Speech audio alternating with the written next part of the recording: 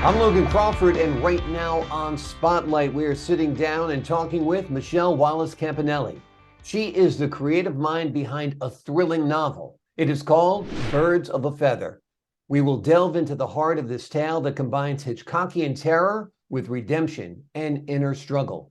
Michele shares her inspiration for this gripping tale, and we will talk to her about the complex characters and the unexpected alliances that make Birds of a Feather a must-read for all those who love a good thriller. We're delighted to have Michele in the spotlight today. We thank our friends at Authors Reputation Press for helping us put her in the spotlight today. And we ask viewers like you to support writers like her by subscribing to our channel. Michele, great to see you today. Thank you for having me. It's such an honor. Oh, the honor is all mine. You're the busiest woman in show business between your work with the Space Coast Symphony and all of your writing and your singing. So we're glad you found time to talk to us about your wonderful book. I'm a huge Hitchcock fan. So this was Wonderful. inspired by the book, The Birds, right? The movie, The Birds, rather. Yes. Yep, there's Yes, the it book. was. I love that movie, but I found some problems with the way that ended. You knew the birds attacked people, but you didn't know why, or would it happen again? So I wrote a different version with my own characters, and I really enjoyed it. And I found it very satisfying to actually have a reason. Yeah, absolutely. It's good because it was always unexplained why the birds suddenly showed up and attacked in The Right. Birds. And I love your setting also with it's what's a juvenile detention center and Yes, Officer correct. Laura Camp. Tell us a little bit about why you chose that as a backdrop for this tale. Well, the setting is actually in Central Florida, Mhm. because I live here, so it's so beautiful here. And my husband, my late husband, was a corrections officer at that juvenile detention center. So he was a great source to tell me, what the processes were. And none of this is based on the real criminals, of course, but I got inspiration from him. He really believed in rehabilitation, especially for the youth, and I found that inspiring. Absolutely. There's got to be hope for the young people, like you said. And Yes. we look for redemption in this life. We often view life as a redemption story. It's all a comeback story. Tell us a little bit about your character, Officer Laura Camp. Well, I got the character because I love strong female protagonists.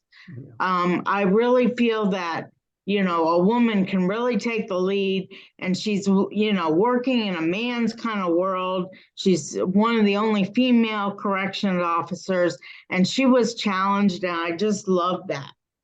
Yeah, absolutely. It's nice to see a protagonist who is female, who is strong, who can handle things on her own. Yes. And she overcame a lot to do her job, to get trained, because they, corrections officers have to go to training and physical training and all of that. And she conquered that, and she wasn't afraid. She just said, I'm going to do this. And she did. Yeah. So it was a huge accomplishment for her. Absolutely, absolutely. And the setting itself, in a way, is kind of claustrophobic. It's basically a prison, you know? Yes, So for yes. this attack to happen there is quite compelling. Right, because you think the officers would be able to protect themselves, but these vultures are pretty tough. Absolutely. Have you envisioned this as a TV series or a film, perhaps? Absolutely. In fact, Authors Representative Press is trying to get a multiple book movie deal for me. So I Wonderful. hope they manage it, because my books would make great movies.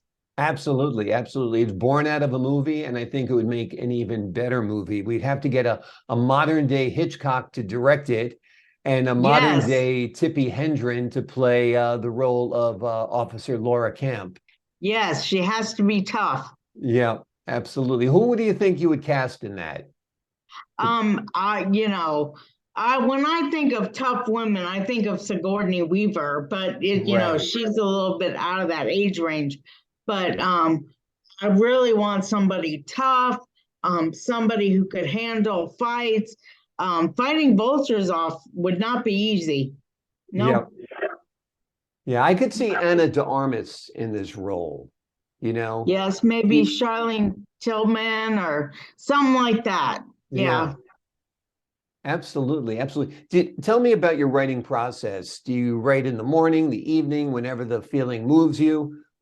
Tell me about Well, a that. lot of my stories come to me like movies in my head, and I just can't do anything till I put it down. So I really envision them as movies. To me, it's just the spark comes and I got it right.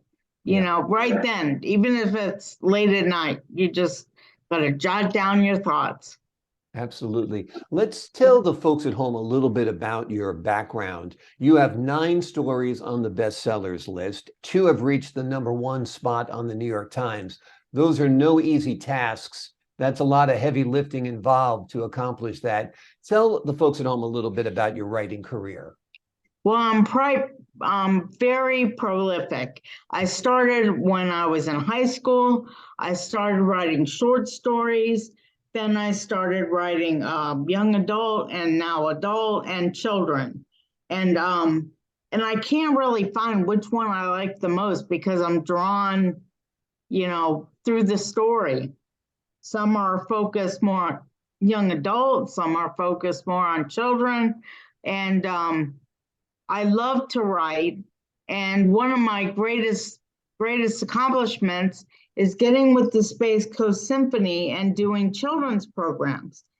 So they take my book, they either make it a film or an animated like little, I guess, feature. I don't know what you would call it, but they take that and then they put it with music. And one of my books that's coming out soon, Musicians Are Superheroes, will have superheroes attending, like Superman and Spider-Man. And they play superhero music along with the video. And the kids love it. This is the second time we've done it. The first time, over 5,000 kids showed up. So it's almost like a Comic-Con, because the kids dress up. We have a costume contest.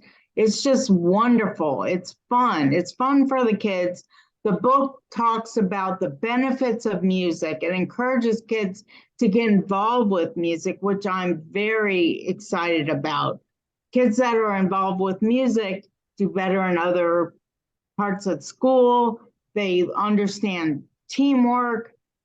They get better motor skills. So it's something I really believe in. And every year, the symphony and I get together and we put one of my books into like an animated feature with the music. Uh, it's fabulous. I can't tell you how excited the kids get. And it brings me so much joy to see how much happiness we're bringing. Absolutely. You're motivating the children. You are entertaining the children. You're bringing your Yes, written work to life on the stage. You're yes. complementing it with multimedia and music. It really sounds like a wonderful, wonderful experience. Yes, it is. The next one will be in November, and the film was put together by 12 Atlas Films with Kenneth George is his name, and he did such a wonderful job. So I love bringing my stories to life. I was taking screenwriting at Southern New Hampshire University, and I just fell in love with it. I just did. It's so much different than novel writing, but it's wonderful. And now I've moved on. I'm going for my doctorate now in education. So my goal is to help people write as well. Wonderful, wonderful. And which book will you be bringing to life in November when it's shown at the Space Coast Musicians Symphony? Are Superheroes, which Musicians will be are the superheroes. second show. It was such a big hit, they decided to bring it back. Wonderful, wonderful. That's exciting. And it is Yeah. fun for the kids to dress up. And like you said, it's kind of like a Yes. Comic-Con. I love that. One Yes, of we your have actors that are dressed up as superheroes, and the kids get an opportunity to get their picture with Spider-Man, and it's so much fun. Awesome. Awesome. Yeah, that's a memory they will have for the rest of their lives for sure. Because for the little kids, those superheroes are real. So that's Yes, wonderful. That's wonderful. You have yes, contributed to the Chicken Soup for the Soul series. Tell us a little yes. bit about that That's collaboration. really how I began. Is I started with short stories, and I wrote about my own life and people that I knew, and those stories got published in Chicken Soup for the Soul, and those books were huge hits. People still come up to me, oh, I read your book in Chicken Soup for the Christmas, or Yeah. Teenage Soul, and I'm like, oh yeah, and that's how I got started, and that kind of gave me an itch to write more. And that's when I started writing short story, novels, novellas, really. Um, they're like shorter novels. Then I went in children's books, and I really felt a need to inspire kids to get involved with music, because there's not going to be a symphony in the future if we don't have kids playing instruments. Exactly. Yeah, the arts are so important. I was one of those kids. I Yes. did pretty poorly in school. I was always distracted, always daydreaming, always creating something in my head. And until I had a reason to go to school, which was theater, I wasn't invested in it. But once I was in theater, one, I improved my memory skills right away. I improved my confidence right away, my public speaking skills right away. So the purpose of the arts, the importance of the arts can't be overstated. Yes, it's very true. And what was your favorite role Oh, I that remember you that. had? I actually named my dog after I played Mortimer Brewster in Arsenic and Old Lace. Okay, And that was really fun. I played Paul Bratter in Barefoot in the Park. okay. And Beauregard, Jackson Pickett Burnside, and Mame, a bunch of different roles. But my favorite would have to be Mortimer Brewster, because I was a sophomore in high school and I got cast for the lead of the play, which was unheard of because it always went to a senior. So it was an Mm. exciting time and it was a really fun time. You're a singer as well, I understand. Well, I used to sing a lot, and then the pandemic hit. Me and my mom and another lady, Barbara, did shows at in Florida. Of course, there's a lot of assisted living and nursing homes, and Mhm. we'd go to memory care and things like that, where I learned about music therapy. I was a music major for a while, and music, it brings back so many memories, and it brings them joy. And we would go, we had 16 nursing homes we were assigned, and we go once a month, once every other month, and put on these shows. They were usually holiday themed. So if it was Easter, we'd sing Easter music. If it was Christmas, we'd sing Christmas music. And it just brought me as much joy as them. I love to see them sing along, and it's just wonderful the way they connected to music, and it brought them joy. So I used to do that. And then the pandemic hit, Mm. and then none of the nursing homes would allow entertainers in. So it slowly slowed down. I still get calls to do it, but I haven't done it in a couple of years now. Yeah, pandemic was a game changer, but I'm Yes, sure the seniors who listened to your performances really enjoyed them because, that's their highlight of the day, highlight of the week, yes. highlight of the year sometimes, because sometimes there's not a lot of stimulation in those places. So it was really good of you to go around and share your gift. Do you feel that your love of music and singing is interrelated with your love of writing? Absolutely. In fact, it's hard to separate them sometimes, Yeah. especially when we do the kids programs, because inspiration and to the kids is the main focus. They'll be sitting there and they'll see a scene, and then the Avengers theme song will come on, and you see how much joy it brings to them. And so to me, the arts are, I used to do community theater as well. Mhm. And I just love the arts. I absolutely do. And there's some of my fondest memories, either singing or acting or writing. And they're all connected, really. Yeah, absolutely. Also, the music I find influences my writing, and maybe you have the same thing that your writing almost becomes a little lyrical in a way. Yes, well, I used to be in a rock band.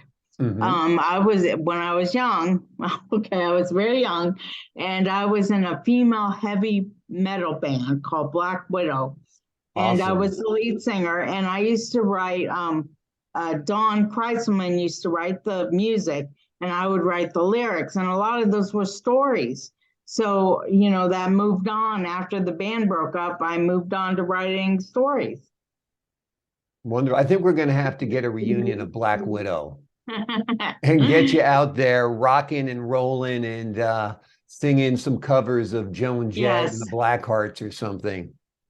Yes, well, that Joan Jett was big when I was in my band. So yes, Yeah. we were an all-female heavy metal band, which was kind of rare back Yeah. then. That was before women started rocking, and now it's you see people all the time, females rocking and rolling, but back then they didn't. So we were kind of pioneers in a way. And it was exciting, and I kind of was in a world that was mostly dominated by men, and I think that's where my love of female protagonists grew. I want females to do things they normally wouldn't do, people you can look up to, and they don't take no for an answer. Absolutely. Like Officer Laura Camp, a Yes, strong yes, heroine. Yep, yes. absolutely. Are you working on any new writings right now? Yes, I have several books, and one is an adult book and one is a children's book. One is set to come out probably later this year, Mhm. and then the adult one will be next year.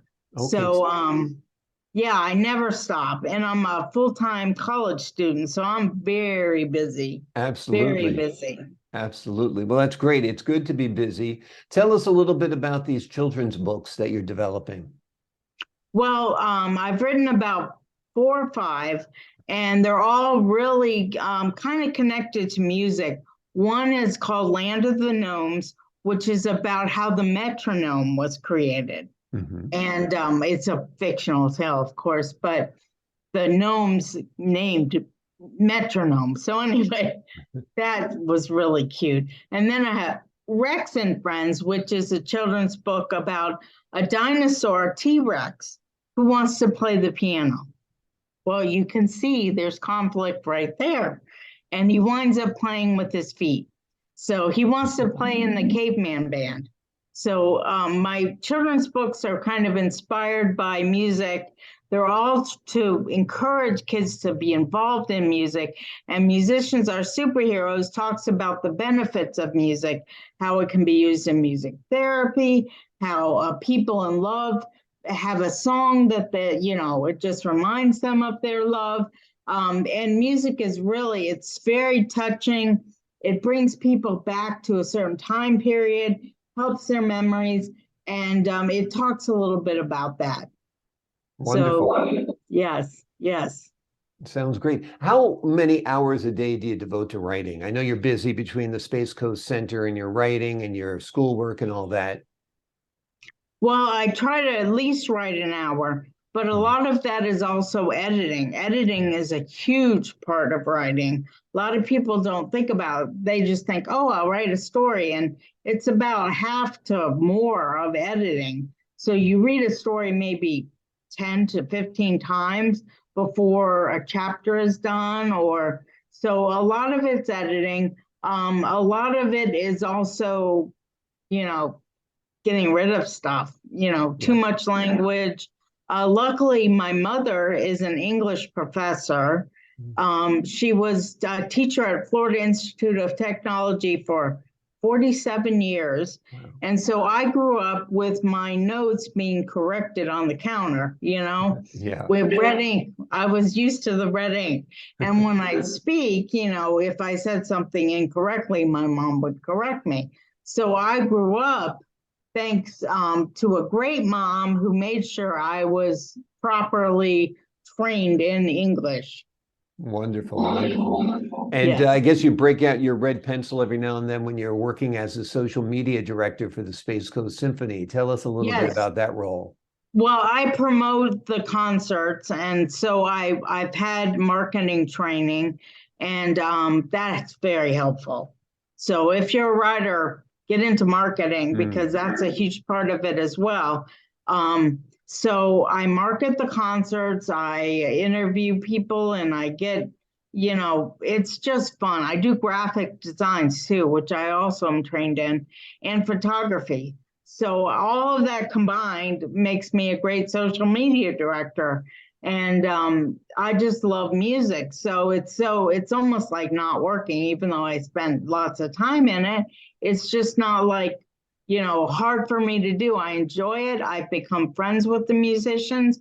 So I'm promoting people I like, which is great. Yeah, So absolutely. And a cause that you believe in, and a wonderful cultural outlet for the people of Central Florida and all over yes. Florida and all over the country, as a matter of fact.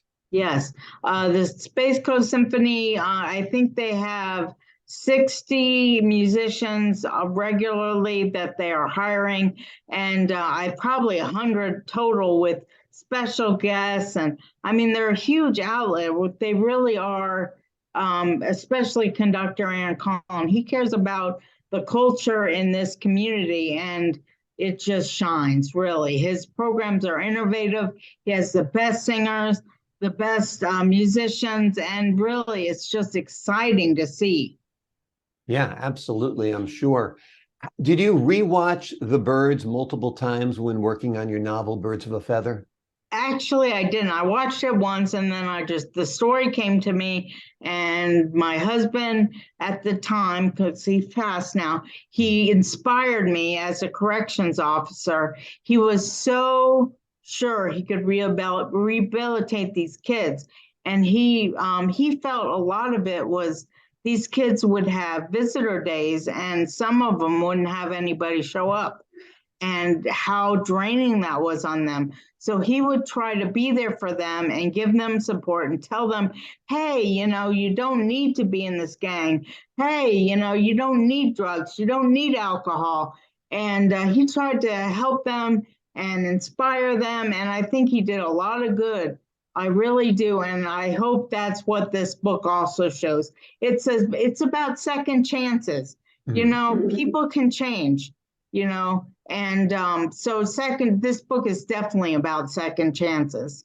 Yeah, well, So, like I said, all of life is a comeback story. All of life is a yes, redemption story because you have your ups and you have your downs, your highs, your lows. And it's being able to fall down, pick yourself up, and start all over again is what it's all about, right? yes, yes, especially for kids in the detention center who may have been inspired by something bad, whether it's drugs, alcohol, or a parent that Mm. was in prison. They were inspired by that. And my husband took it upon himself to show the kids that there's a different way of living. Wonderful. Yes. So this whole Birds of a Feather is really about second chances, but not for the vultures. Absolutely. Absolutely. They're beyond redemption. Some things are beyond redemptions, and vultures are the ugliest birds you can ever imagine. Have you been up close I to a was vulture ever? actually, I researched vultures. Brevard Zoo, which is one of the best zoos in the country, is not far from me. And they had a vulture exhibit. Can you believe Wow. that? Vultures from all over the world. And I actually saw a California condor. I think they're on nearly extinct. But that bird was so big. I'm Yeah, like, I couldn't believe it. And you think that they're ugly, but then when you see them up close, they're not really ugly. They're just scary. They right. stare at you and you're like, oh no.